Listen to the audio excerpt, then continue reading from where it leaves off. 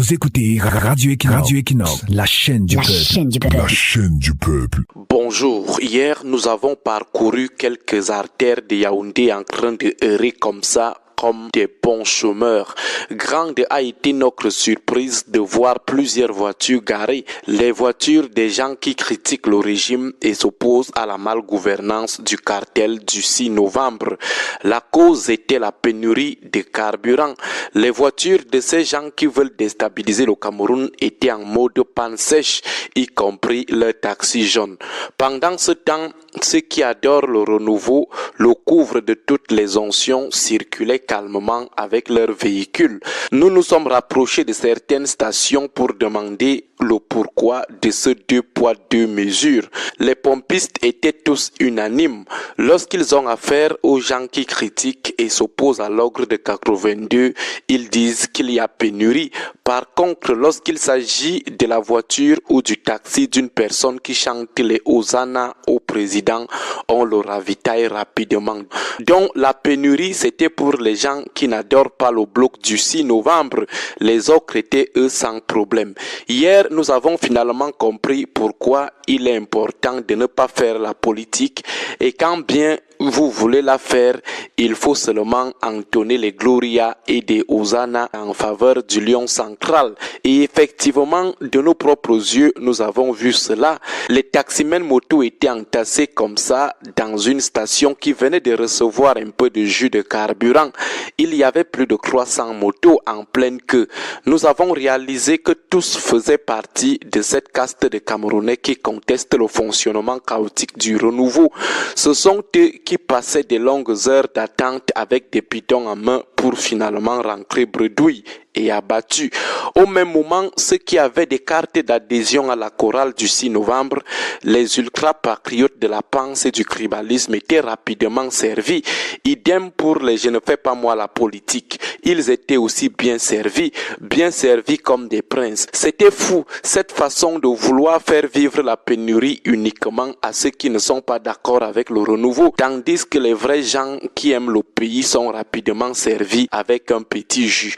À ceux qui n'aiment pas le régime, on leur faisait savoir à la télé que les pénuries, pareil, c'est partout. Tous les pays les vivent. Seulement, les gens du renouveau de la télé ne leur disent jamais ce qui marche bien ailleurs. Toujours ce qui ne marche pas bien. C'est ce qui est bon à nous. De toutes les façons, depuis hier, ceux qui ne veulent pas chanter les louanges au président vivent le calvaire. Ils lisent l'heure. C'est quasiment le même calvaire qu'ils vivent avec Eneo. Le noir est devenu la règle, la lumière l'exception. Les délestages ont repris du service, des longues heures, voire des jours dans le noir. Heureusement pour les ultra-patriotes, heureusement pour ceux qui ne font pas la politique et ceux qui adorent sans retenue le renouveau, ces délestages touchent seulement les maisons des opposants et des apprentis sorciers. Ce sont ces derniers qui sont concernés par ces délestages. Ce sont seulement eux qui sont en pleurs. Pour les gens au patriotisme débordant, les ultra-patriotes, tout est normal chez eux. Les pénuries ne les touchent pas, les délestages ne les touchent pas, et même la vie chère qu'annonce la loi des finances 2024, avec des taxes probables pour des gens qui ont les pages monétisées sur Facebook. Cette vie chère touchera uniquement ceux qui ne sont pas d'accord avec les pratiques malsaines du renouveau.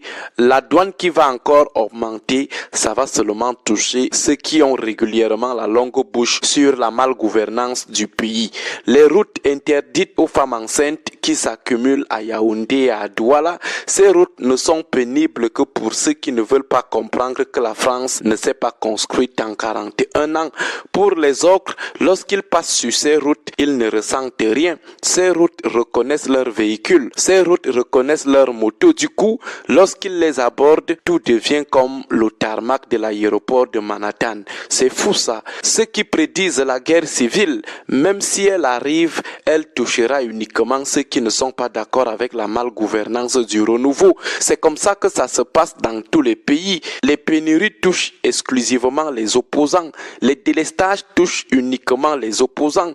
La sécheresse des robinets touche uniquement uniquement les opposants.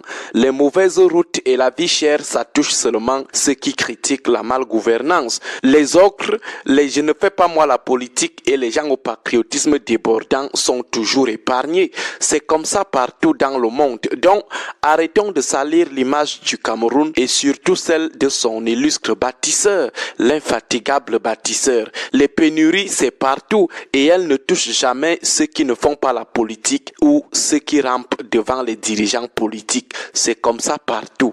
Bonne journée à tous. Radio Equinox 93 FM, 93 FM, la chaîne du peuple. 93 FM, la chaîne du peuple. La chaîne du peuple. On va dire merci au docteur Aristide Mono qui décide d'évoluer aujourd'hui avec un satire en s'adressant à tous ceux-là qui n'étaient pas à la convention du MRC parce que voyez-vous, ils ne veulent pas être tagués comme les gens qui veulent pousser l'homme lion à la porte. Sauf que les problèmes de délestage, les problèmes de pénurie, les problèmes de vie chère, les taxes sur la loi de finances de 2024 affectera tout le monde. Mais comme Claudel avait l'habitude de dire, c'est interdit de pleurer.